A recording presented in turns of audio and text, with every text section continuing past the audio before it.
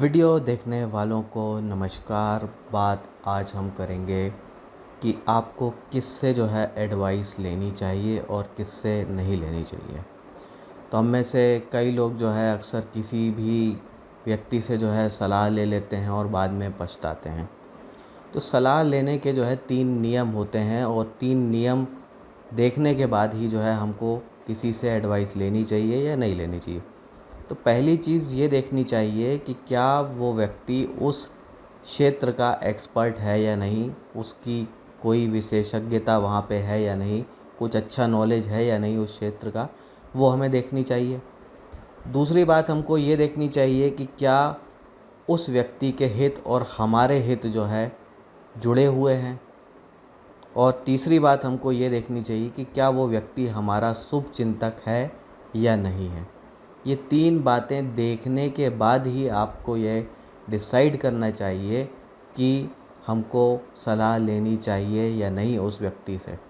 अब जैसे मैं फॉर एग्ज़ाम्पल बात करूं कि मुझे किसी से इन्वेस्टमेंट एडवाइस लेनी है, मैं अपने चाचा के पास चला जाऊं या पापा के पास चला जाऊं जो कि उस फील्ड के एक्सपर्ट नहीं हैं, और मैं जाके उनसे पूछूं कि कौन सी कंपनी का शेयर लेना चाहिए। तो अगर मैं इन 3 बातों पर उनको टेस्ट करूं कि क्या वो उस एरिया के एक्सपर्ट हैं, तो जवाब है नहीं। तो यहाँ पे पहली चीज़ हमारी गलत हो जाती। दूसरी चीज़, क्या वो हमारे शुभचिंतक हैं, तो बिल्कुल ये बात सही है। तीसरी चीज़, क्या उनके और हमारे हित जुड़े हुए हैं, यानी कि हमको अगर फ़ायदा होता है तो उनको भी फ़ायदा होगा, तो ये बात सही है। तो 3 में से एक बात आपकी सही नहीं बैठती है तो सलाह नहीं लेना चाहिए। आशीर्वाद ले लीजिए, सलाह मत लीजिए। अब जैसे हम महाभारत का एग्ज़ाम्पल लें तो अर्जुन वो कृष्ण से सलाह लेता है। तो अब यहाँ पे इन 3 बातों का आप टेस्ट कीजिए कि सलाह किस बात पर ले रहे हैं। वो युद्ध पर सलाह ले रहे हैं कि युद्ध कैसे क्या लड़ा जाए, रणनीति उसकी बना रहे हैं। तो पहली चीज़ पर अगर हम टेस्ट करें कि क्या कृष्ण वो युद्ध कला के एक्सपर्ट हैं, डेफिनेटली एक्सपर्ट हैं, उन्होंने भी कई लड़ाइयाँ लड़ी हैं, हर चीज़ को जानते हैं, समझते हैं, तो वो एक्सपर्ट हैं, ये बात सही हो जाती है। फिर दूसरी बात देखें कि क्या वो शुभचिंतक हैं अर्जुन के, तो बिल्कुल हैं, शुभचिंतक भी हैं। तीसरी बात देखें कि क्या उनके और अर्जुन के हित जुड़े हुए हैं, तो बिल्कुल जुड़े हुए हैं। तो अर्जुन उनकी बुआ के ही बेटे हैं, साथ में उनके रिलेशन और द्वारका के रिलेशन हस्तिनापुर के स्ट्रॉन्ग हो गए। तो हर तरह से उनके हित भी जुड़े हुए हैं, वो एक्सपर्ट भी हैं, और तीनों चीज़ें मैच होती हैं। अब वही दूसरी तरफ हम बात करें, कर्ण की बात करें या दुर्योधन की बात करें, तो अगर मैं कर्ण का एग्ज़ाम्पल लूँ तो कर्ण उसके सारथी थे वो शल्य थे, तो उनसे वो सलाह ले रहा था, और अर्जुन कृष्ण से ले रहे थे, कृष्ण उनके सारथी थे। तो शल्य क्या शल्य के और कर्ण के हित जुड़े हुए हैं, वो समझने वाली बात है। तो आप अगर देखेंगे तो उनके हित जुड़े हुए नहीं हैं, और ना ही वो वेल विशर हैं।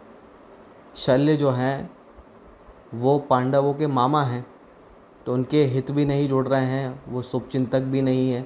बस एक चीज़ मैच होती है कि वो भी लड़ाई वड़ाई के युद्ध के एक्सपर्ट हैं। तो 3 में से आपकी 2 चीज़ें मैच नहीं हो रही हैं, तो सलाह नहीं लेनी चाहिए। वो सलाह ले रहे हैं और रिज़ल्ट ख़राब मिल रहा है। वैसे दुर्योधन की बात करें, वो उनके सेनापति वो भीष्म पितामह को बनाते हैं, या फिर बाद में गुरु द्रोण को बनाते हैं। तो यहाँ भी आप बात देखिए कि एक्सपर्ट तो दोनों हैं अपनी फील्ड के, तो एक एक्सपर्ट वाली बात तो मैच हो रही है, लेकिन क्या दोनों के हित जुड़े हुए हैं, तो हित भी नहीं जुड़े हुए हैं। मान लो कि युद्ध अगर वो जीत जाता है, दुर्योधन युद्ध जीत जाता, तो दुर्योधन को वो टेक्निकली कोई पसंद नहीं करता था, तो जीत जाता था, तो उन्हीं के दुर्योधन के अंडर उनको काम करना पड़ता, जो उनके लिए और परेशानी वाली बात ही होती, तो उनको मज़ा नहीं आता। तो हित भी नहीं जुड़े हुए हैं। शुभचिंतक की बात करें तो शुभचिंतक भी वो पूरी तरह से नहीं है। तो जो कुछ दुर्योधन ने काम किए अधर्म वाले, उससे उनको पसंद भी नहीं करते थे।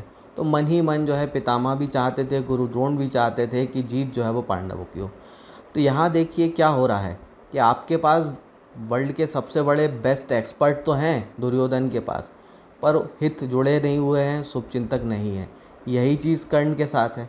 अब कर्ण को उन्होंने सेनापति बनाया, उनके दोस्त भी हैं, लेकिन कर्ण वो वचन दिए हुए बैठे हैं कुंती को कि जो है आपके 6 पुत्र पहले, 5 पुत्र पहले थे, अब आगे भी 5 रहेंगे, यानी कि जो है वो एक से ज़्यादा किसी को मारेंगे नहीं, ऐसा जो है वो कमिटमेंट करे बैठे हुए हैं। तो यहाँ पे भी जो है वो हित नहीं जुड़े हुए हैं। शुभचिंतक भले ही हो पर हित नहीं जुड़े हुए हैं, एक्सपर्ट भले ही हो पर हित नहीं जुड़े हुए हैं। तो यहाँ पे भी जो है रिज़ल्ट क्या मिल रहा है, ख़राब मिलता है। तो हमेशा ये 3 चीज़ें देखकर ही जो है काम करने चाहिए। तो मुझे अगर अपने टैक्स रिटर्न भरने, हो सकता है मैं किसी से भी अपने दोस्त यार से पूछ लूँ जो भरता हो, तो अगर मैं इस चीज़ पर टेस्ट करूँ कि क्या वो एक्सपर्ट है, तो भाई एक्सपर्ट तो नहीं है, थोड़ा बहुत जानकार है। दूसरी बात पर टेस्ट करूँ, क्या उसके और मेरे हित जो है जुड़े हुए हैं, तो जुड़े हुए तो नहीं है कि मेरे फ़ायदा होने से उसका भी फ़ायदा हो, ऐसा नहीं हो रहा है। तो यहाँ वो बात नहीं जुड़ती, शुभचिंतक वो भले ही हो मेरा। अब देखिए, मैं अगर डॉक्टर के पास जाता हूँ, मुझे कोई तकलीफ़ है, मुझे कोई बीमारी है, मैं डॉक्टर के पास जाता हूँ, तो डॉक्टर है यानी वो एक्सपर्ट है। फिर उसके या मेरे हित जो है जुड़े हुए हैं क्या? बिल्कुल जुड़े हुए हैं। उसको पैसा चाहिए, मुझे अपनी बीमारी से मुक्ति चाहिए, तो मैं उसको पैसा दूंगा, वो मेरी बीमारी ठीक करेगा। तो हम दोनों के इंटरेस्ट जो है वो मैच होते हैं।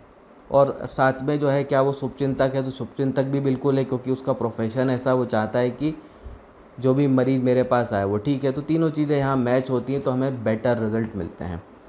तो सलाह चाहे फ्री लें या पेड लें, कैसी भी लें, पर ये 3 चीज़ें आप ज़रूर देखें, और तीनों चीज़ें जब सही बैठ रही हों, उसी व्यक्ति से आप एडवाइस लें, आपको अच्छे रिज़ल्ट मिलेंगे। और अगर आप ये तीनों चीज़ें मैच नहीं करते हैं और फिर किसी से भी आप एडवाइस ले रहे होते हैं, तो आपके रिज़ल्ट ख़राब होने के चांसेस ही बहुत ज़्यादा होते हैं। तो ये रही आज की बात, इस पर आप अपने कमेंट्स रखिए। फिर मिलेंगे। जय हिंद।